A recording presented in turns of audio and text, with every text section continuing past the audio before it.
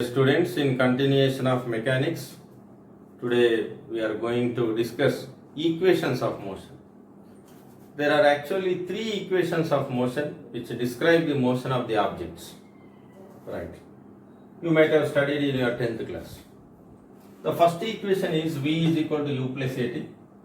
Second one is S is equal to U plus V by 2 into T, or S is equal to UT plus half AT square. These two are one and the same. The third one is V square minus U square is equal to 2AS. This fourth one is not included in these equations, but it can be obtained from the second one. So these are called the equations of motion. These equations of motion are valid when A is equal to constant. That means it is not, the object is not changing its acceleration, uniform acceleration. So what do you mean by U, V, A, T, S and R? So U stands for, we discussed in the previous video, U stands for initial velocity, that is the starting velocity of the object. V stands for final velocity, and S stands for displacement, and T stands for time. So if you read all these in the same order, it becomes SUVAT. So equations of motion are also called SUVAT equations. S stands for displacement, U stands for initial velocity, V for final velocity, and T for time period. Now what do you mean by Sn? Sn is different from S. This Sn indicates displacement of the object in the nth second. So what do you mean by this? That we will be discussing in few minutes. So displacement of the object in the nth second is given by Sn is equal to U plus A into n minus half. N stands for the particular second of the journey of the object. So these three are called equations of motion. These three equations can be, I will be deriving in three ways. Right. The first way to derive these three equations is in a simple way, by making use of basic definitions what we discussed in the previous video. So what do you mean by acceleration? Acceleration is rate of change of velocity. So A is equal to V minus U by T. That means an object started with some initial velocity U, its velocity increased to V in a time period T. So you are going on a bike, you increased your velocity to V after time period T. Now you multiply, you take the cross multiplication, this becomes AT is equal to V minus U. That's it. That is the first equation we will be getting. So V minus U is equal to AT. So I can write V is equal to U plus AT. So this is the first SUVAT equation or equation of the motion. Simply from the definition of A is equal to V minus U by T. Now let us go to the second one. Now second one, the initial speed is or velocity is U and final velocity is V. We defined average velocity. So average velocity is total displacement by total time. Average velocity is total displacement by total time. Here let us say you started with 30, you ended up with 40. Now what will be your average? Average is nothing but sum of these two divided by 2. So initially you had a speed of 30, now you have 40, so you will get it is 35 meter per second. I am just for the example, I am taking these figures. Now average velocity in this case will become U plus V by 2. Now from this, by combining these two, I can write S by T is equal to U plus V by 2. So from this I can write S is equal to U plus V by 2 times T. So this is nothing but this. So displacement is equal to average velocity times time. Now, in the same equation I make use of the equation number 1. I substitute V is equal to U plus AT. So S is equal to U. Instead of V, I write U plus AT whole divided by 2 into T. So this becomes 2U by 2 plus AT by 2 whole into time T. So the second equation will become S is equal to 2 gets cancelled. So simply U into T is UT. So you will get S is equal to UT plus 1 by 2 A T into T will become T square. So this is the second form of second Shouvat equation. This is the first form and this is the second form. So in this way I derived first two equations. Now what about the third equation? For deriving the third equation also I make use of equation number 1. So V is equal to U plus AT. You square it on both the sides. That means V square is equal to U plus AT whole square. So you expand this, you will get U square plus A square T square plus 2U A minus U square. So I will take 2A common. So when I take 2A common, so here 2A is taken out, so this will become UT. Here I have to take 1 by 2 because I am taking 2 common. 1 by 2, A is out, so remaining A into T square. This UT plus half AT square is once again nothing but displacement. So I can write V square minus U square is equal to 2A. So this is the third Shouvat equation that can be derived in this manner. Now what about the fourth one? Though it is not included, but we use it in many problems. Here Sn indicates the displacement of the object in the nth second. What do you mean by nth second? Suppose you started at this point t is equal to 0 at first second, this is at the second second, third second, fourth second. So just after the first second you travel for 2 meters, then within the second second you travel for 4, here you travel for 3 meters, like that. Now how to get that? Suppose you started at t is equal to 0. So at nth second and at n minus 1th second, let us take the distances or displacements as Sn minus 1 and Sn. These derivations are not important, but it is better to learn. Now in order to find the distance, so in order to find the displacement, so once again I repeat, so the distance traveled or the displacement is Sn minus 1 and this is Sn. Now I want to know the displacement within this time interval, that is in the nth second. So the displacement in the nth second can be obtained by subtracting Sn minus 1 from Sn. So the distance travelled in n seconds is Sn, the distance travelled in n minus 1 second is Sn minus 1. I make use of the second form of the second equation, S is equal to ut plus half at square. Instead of t, you have to put n, and for this purpose, you have to put t is equal to n minus 1. So I will get Sn is equal to Sn, for Sn, that is the distance travelled in n seconds, is un plus half an square minus un minus 1 plus half an minus 1 whole square. If you simplify this, you will end up with that equation that we will be doing.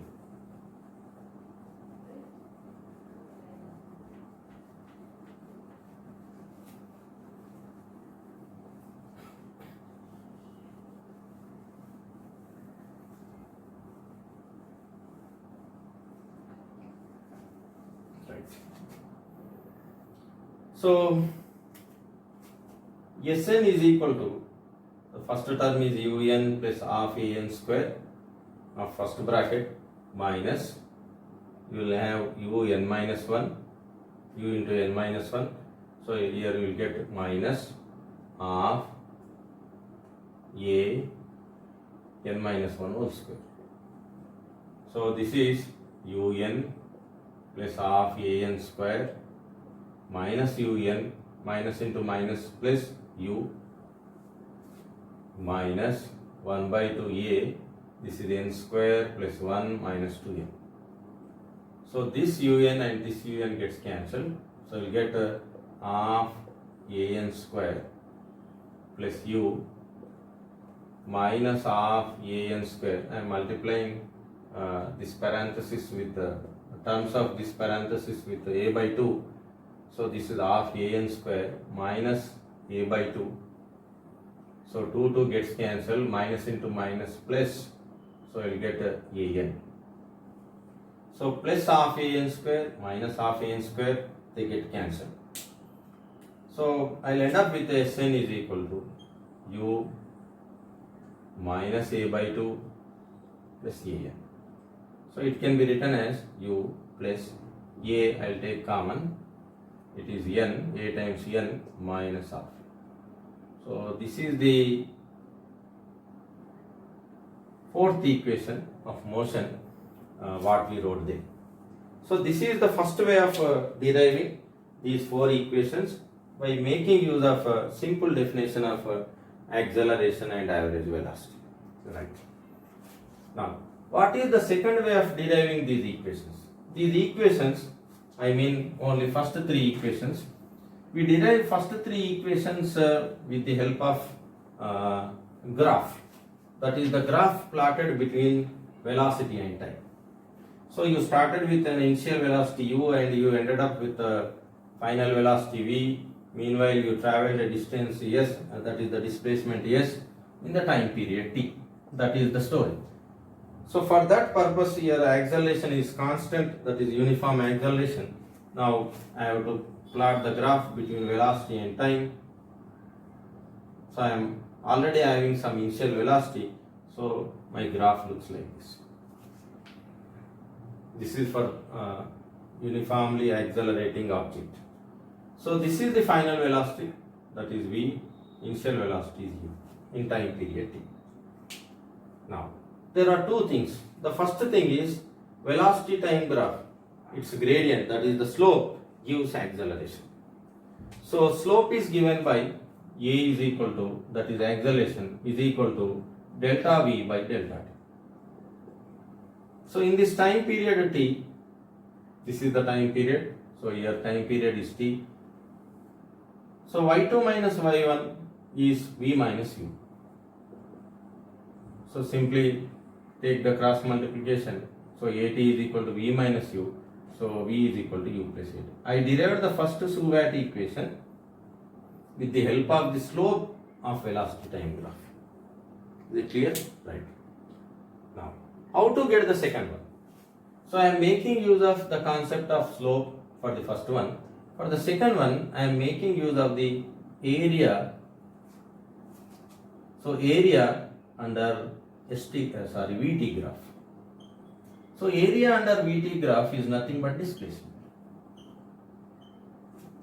This we discussed in the previous video. Now, if this is u and this is v, then the average velocity will be lying between these two at somewhere. This will become u plus v by 2. Now, I want to find the area of this one. So the area of this rectangle is nothing but displacement. So the value of the value on the y-axis into the value on the x-axis. So this value is equal to u plus v by 2. From here to here u, from here to here v. In between these two will be the average value of these two speeds or velocities. So the value on y-axis, so I am finding this area of this rectangle. So length into breadth. So 1 is u plus v by 2, and if this is the length, so this is the second equation. S is equal to u plus v by 2 into t, getting it from the velocity time graph. The second form of the second equation can be derived from the same graph, that is the graph between velocity and time. Now I can find the area of this whole area. The whole area will give me the displacement. Now this is having this type of area. So area under this curve can be divided into two parts of areas. The first part is a rectangle and this is triangle. So this part is triangle and the remaining part is rectangle. So I have to add two areas, area of the rectangle, area of the triangle. So S is equal to area of the rectangle plus area of the triangle.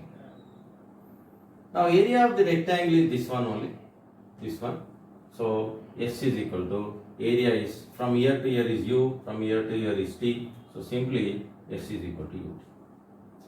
Now area of the triangle, we know from basic mathematics, half into base into height, half into base. So base is time. Height is this one. How to get this one? I know v, I know u. So this will become v minus u. So substitute it. So I will get a v minus u. But v minus u is equal to at. So S is equal to ut plus half t into at. So t into at. Instead of this, if I write at into t, it will become half at square. So this is the second Shewhart equation. So we are getting second Shewhart equation by making use of the graph. Right. We cannot get a v square minus u square is equal to as from this graph. We can get it only by mathematical jugglery. Right. This is the second way of deriving main two Shewhart equations. These three Shewhart equations, that is equations of motion, can also be derived by making use of integration. As I told you, in defining velocity and acceleration, we used formula in terms of derivatives. The first one is acceleration, that is the instantaneous acceleration, can be written as dv by dt, the rate of change of velocity. I can write this as dv is equal to ad. So in order to get the value of v, I have to integrate. Integrate means, suppose you have a curve like this, you cut it into number of small intervals. If you add all these small intervals, suppose each interval has a length of dx. Now I want the total length. I have to integrate the small interval dx. This will give me the total value x. So integration is nothing but summation. This s, this is the elongated s. S stands for summation. Instead of writing summation of all dx intervals, in mathematics they put a symbol that is a elongated s. This is called integration. Right. So in order to get the total values, I have to integrate on both the sides. So the change in velocity is from u to v. So what is u? Initial velocity when time is equal to 0. What is v? Velocity at time is equal to t. Now, so if you integrate dx, you will get x. So just like dx integration is x, so this is v. Its limits are u to v is equal to. So a is a constant, so I can write a into integral dt. Integration of dt is t. So a into t, limits are 0 to t. You have to substitute upper limit minus lower limit. So it will become v minus u. This is a, t minus 0 is t only. So So I'll get the first Suvat equation v is equal to u plus at. This is by making use of integration from the basic definition of acceleration. For the second one, we go for the definition of v. Instantaneous velocity is nothing but a dx by dt. So it can be written as in the same manner dx is equal to v dt. Integrate it on both the sides. Right. So integration dx, this is equal to, instead of v, I will write u plus at into dx. Sorry, into dt. Are you following? So this is x is equal to 0 to x. So x is nothing but our displacement. So I can write this as, it is nothing but x. You can also write it as s. So s is equal to, now integral u into dt plus a is a constant t dt. In mathematics, in the case of integration, x to the power of n into dx, integration of x to the power of n dx is simply x to the power of n plus 1 by n plus 1. This is the formula. So this will become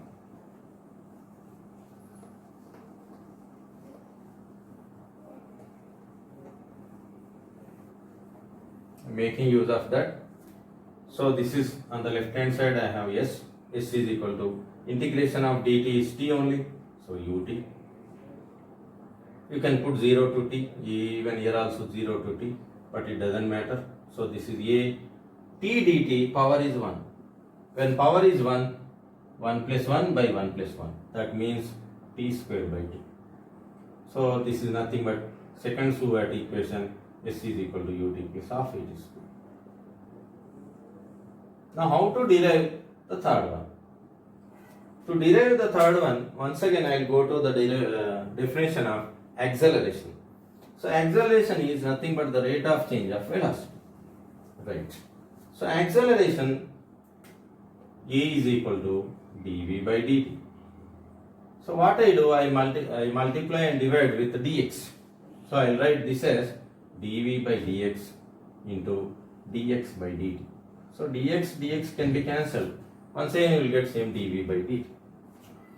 But dx by dt, we previously called it as velocity. So I can write a is equal to dv by dx into v. So I can write this as v into dv is equal to a into dx. Integrating it on both the sides.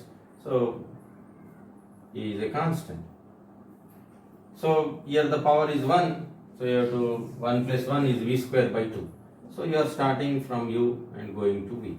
So you can write this as v square by 2, limits are u to v is equal to a, x or s, both are same. So I will write s. Since we have been using s for displacement. So this will become v square by 2 minus u square by 2 is equal to as. So it can be written as simply v square minus u square is equal to 2as. So in this way, by making use of integration, we derived first three equations of motion. These are the basic equations of motion, and while doing the problem, you have to choose the equation which fits for that given question, for that given numerical. Now the same equations of motion can be written for a freely falling object and also for a vertically projected object. In the previous lecture, we discussed what do you mean by a freely falling object. You take a ball or a stone, you drop it freely from certain height edge, then it falls.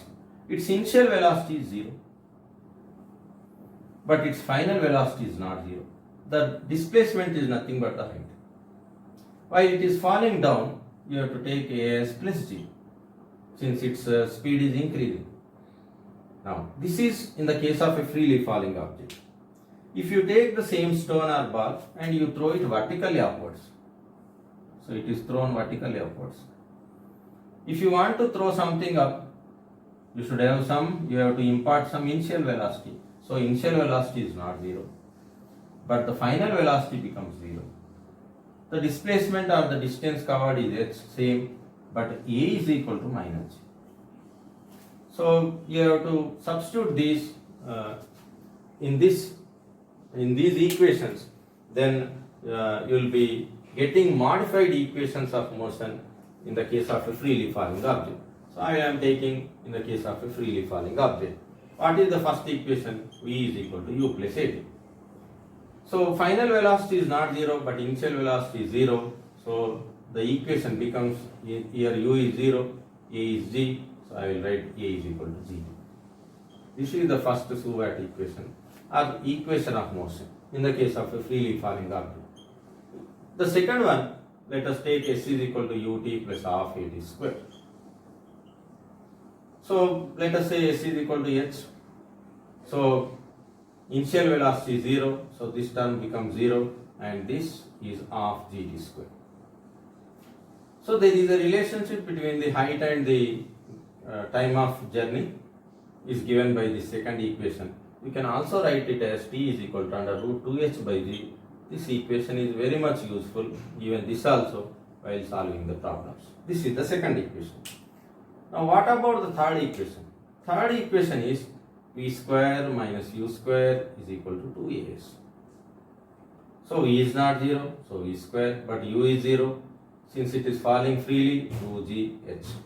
So this gives the expression for the final velocity, or the velocity with which the ball or the stone touches the ground.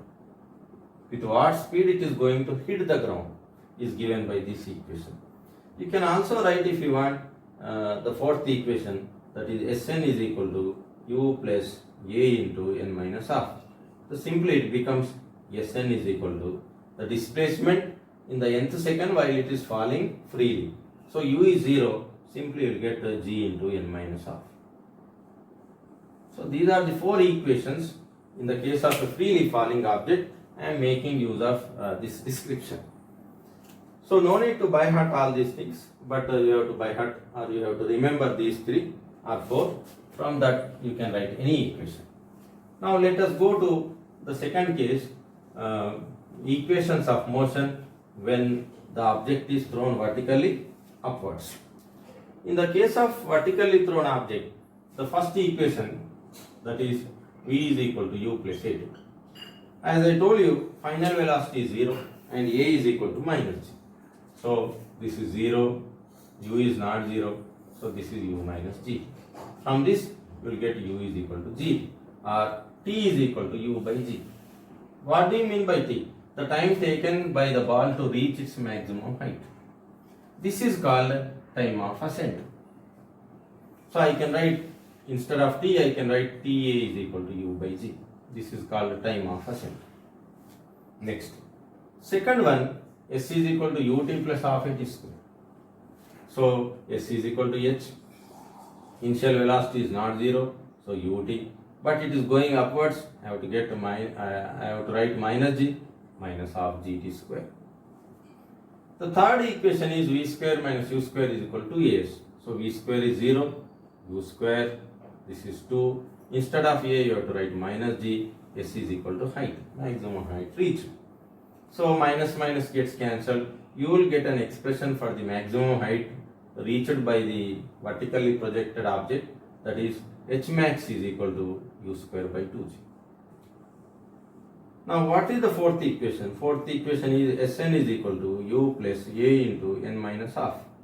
So Sn, u is not 0, so but a is minus g, so you will get the fourth equation as Sn is equal to u minus g into n minus half. Here the time of ascent is equal to u by g. You can also prove the time of descent, the time taken by the same ball to reach the ground, is also u by g. So when there is no air or any other gas or any other medium, for that case Ta is equal to Td. That you can derive from using the formula h is equal to half g Td square. In the previous one we wrote h is equal to half gt square. Instead of h you can substitute h is equal to u square by 2, this one. So you will get half g td square. From this I can write td square, 2 gets cancelled, so it will become td square is equal to u square by g square. So td square. So if you want td, square root of this one, we will get u by c. So what does it mean? Both ta and td are equal. So in the case of a vertically projected body, the time taken to reach the maximum height is the same the time taken to reach the ground back. So this is ta is equal to td. The total time period is 2u by g. So these are the equations of motion in the case of a freely falling object and vertically projected object. So with this I will end this video.